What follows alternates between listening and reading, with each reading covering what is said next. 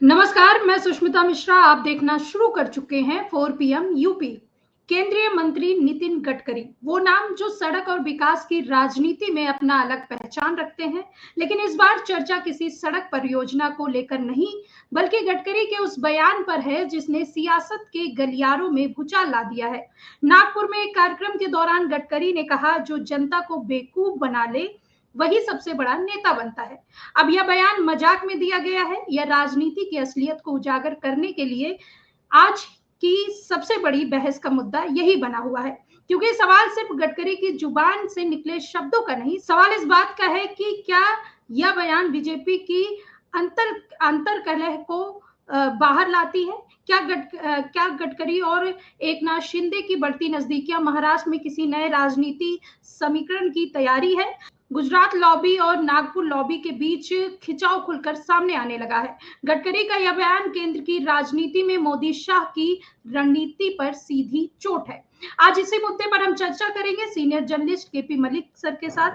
बहुत बहुत स्वागत है सर आपका। जी नमस्कार। सर, आपने गडकरी जी का बयान सुना होगा। उनका बयान था कि जनता को मूर्ख बनाने वाला ही सबसे अच्छा नेता होता है। क्या सिर्फ मजाक था या राजनीति की असलियत का पर्दाफाश, या फिर गडकरी का यह बयान मोदी शाह की राजनीति के तौर तरीकों पर सीधा तंज है? देखिए सुष्मिता, अगर आप देखें पिछले कुछ दिनों से भारतीय जनता पार्टी के राष्ट्रीय अध्यक्ष पर मामला अटका हुआ है और भारतीय जनता पार्टी पे जिस प्रकार से मोदी शाह ने एकजुट कंट्रोल कर लिया है, कब्जा कर लिया, उससे कहीं न कहीं संघ और भाजपा में अंदरूनी लड़ाई लगातार चल रही है।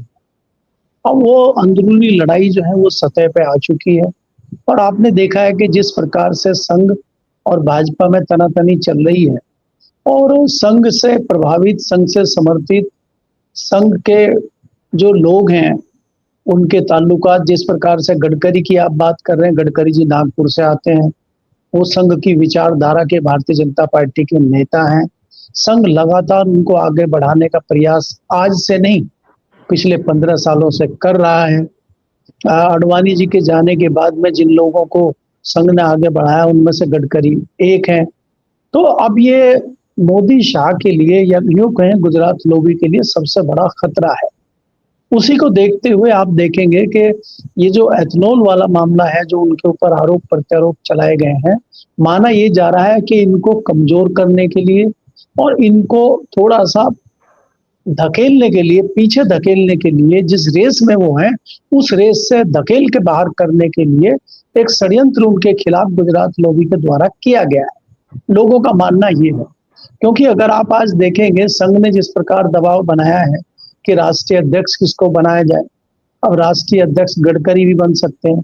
हालांकि उससे आगे उनको ले जाने की बात है कि उनको प्रधानमंत्री के तौर पे भी आरएसएस पेश करने की कोशिश कर रही है। तो ऐसे में जाहिर सी बात है कि गुजरात लॉबी जो है वो हिल जाएगी।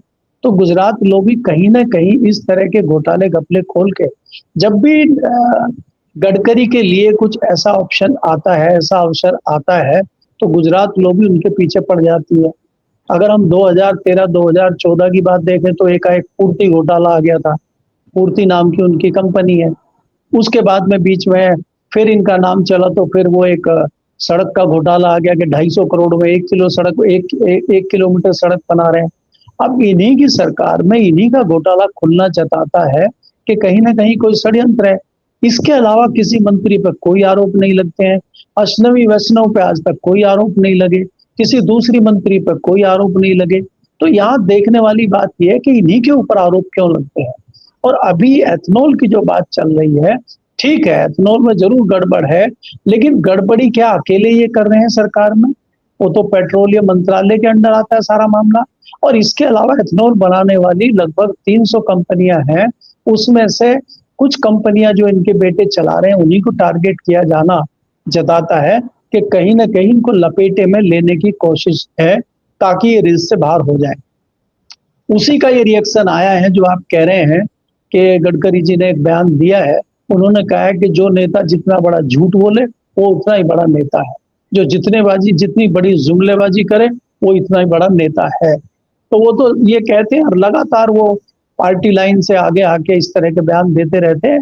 ये कोई नई बात नहीं है, लेकिन इस प्रकार इस समय पे उनका बयान देना ये जताता है, जहां भारतीय जनता पार्टी एक एक वोट अ, कीमती मान रही है और उपराष्ट्रपति का चुनाव होना है 2-4 दिन में, और उसके बाद उस पे इस तरह से पार्टी के अंदर की खींचातानी बाहर आना जताता है कि भारतीय जनता पार्टी में सब कुछ ठीक नहीं चल रहा है।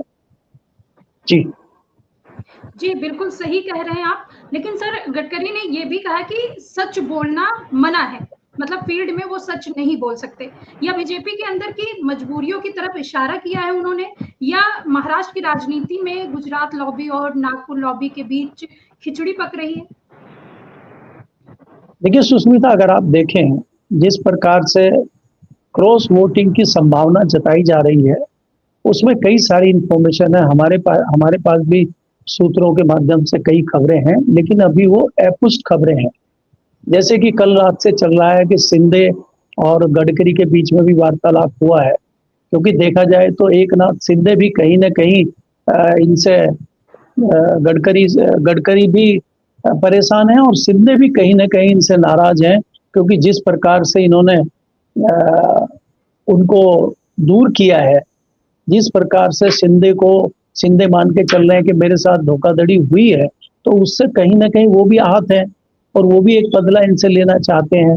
तो वो भी क्रॉस वोटिंग कर सकते हैं, क्योंकि अगर आज की स्थिति में वो विपक्ष के साथ जाते हैं तो उनको कुछ महत्वपूर्ण स्थान मिल सकता है। तो इस तरह की भी संभावनाएं जताई जा रही है कि उनकी गडकरी से बातचीत चल रही है। अब गडकरी उनको क्या दे पाएंगे, कब दे पाएंगे, वो बात की बात है, लेकिन इस तरह की चर्चाएं बाहर हैं। दूसरी बात यह है कि जो भारतीय जनता पार्टी के चाणक्य हैं, वो इस बात को लेकर घबराए हुए हैं कि जिस प्रकार से कॉन्स्टिट्यूशन क्लब के चुनाव में क्रॉस वोटिंग हुआ था, कहीं उपराष्ट्रपति के चुनाव में क्रॉस वोटिंग हो गया तो बड़ा नुकसान भारतीय जनता पार्टी और एनडीए को हो सकता है। इसीलिए मोर्चे पर प्रधानमंत्री आए हैं, और प्रधानमंत्री ने डिनर डिप्लोमेसी के तहत 8 तारीख की रात को डिनर पे, रात्रि भोज पे तमाम एनडीए के सांसदों को बुलाया। तो एकाएक सांसदों को बुलाना क्या जताता है कि आप कहीं ना कहीं घबराहट में हैं, और चाणक्य के हाथ से कमान निकल चुकी है, इसलिए अब सीधे सीधे मोदी जी संभाल लें। जी। जी, बिल्कुल सही कह रहे हैं। लेकिन सर गडकरी और एकनाथ शिंदे किसी गुप्त रणनीति में जुड़े हुए हैं, जैसा कि आप कह रहे हैं। लेकिन खासकर क्रॉस वोटिंग को लेकर क्या यही वजह है कि अचानक गोदी मीडिया गडकरी पर हमलावर हो गया है? नहीं, देखिए तो प्लांटेड खबरें हैं, और अगर कोई खबर प्लांट की जाती है सरकार की ओर से, तो गोदी मीडिया तो उसको हाथों हाथ लेता है। गोदी मीडिया को पंजाब की बाढ़ दिखाई नहीं दे रही है, गोदी मीडिया को देश में जो चीजें चल रही है वो दिखाई नहीं दे रही है, गोदी मीडिया को बिहार में भारतीय जनता पार्टी की स्थिति दिखाई नहीं दे रही है, गोदी मीडिया को जो किसान परेशान है वो दिखाई नहीं दे रहा है, गोदी मीडिया को पंजाब में जो सैटेलाइट में मोतियाबिंद उतर आया है, जो सैटेलाइट में उसको बाढ़ नहीं दिखाई दे रही है, वो गोदी मीडिया को नहीं दिखाई दे रहा है। तो गोदी मीडिया का तो सीधा सीधा एजेंडा है कि जो उसको एजेंडा ऊपर से दे दिया जाता है वही दर्शाया जाता है, वही चैनल पर दिखाया जाता है।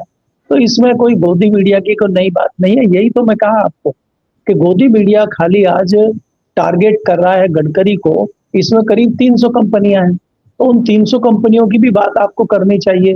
दूसरा सबसे बड़ी बात यह है कि आपको पेट्रोलियम मिनिस्टर की बात करनी चाहिए, पेट्रोलियम मिनिस्ट्री की बात करनी चाहिए। अगर आज पेट्रोल में एथनॉल मिलाया जा रहा है या एथनॉल की इतनी सारी कंपनियां चल रही हैं, तो क्या वो अकेले गडकरी के कहने से चल रही हैं? तो ये बहुत बड़ा मामला है, इसकी जांच होनी चाहिए, और ये जो गड़बड़ियां हो रही हैं इसका संज्ञान लेना चाहिए। जी। जी, बिल्कुल सही कह रहे हैं सर। एक आखिरी सवाल है, क्या बीजेपी के भीतर एक नया शक्ति केंद्र उभर रहा है, जो मौजूदा चाणक्य को बेचैन कर रहा है? और सबसे बड़ा सवाल, क्या गडकरी का यह बयान देश की राजनीति में और जनता और नेताओं के बीच की सबसे बड़ी कड़वी सच्चाई है?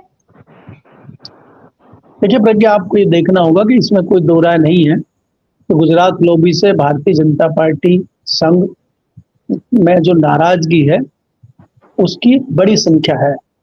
उसका एक बड़ा वर्ग है जो संघ में और भारतीय जनता पार्टी में सवाल खड़े कर रहा है कि जिस प्रकार से गुजरात लॉबी पार्टी को चला रही।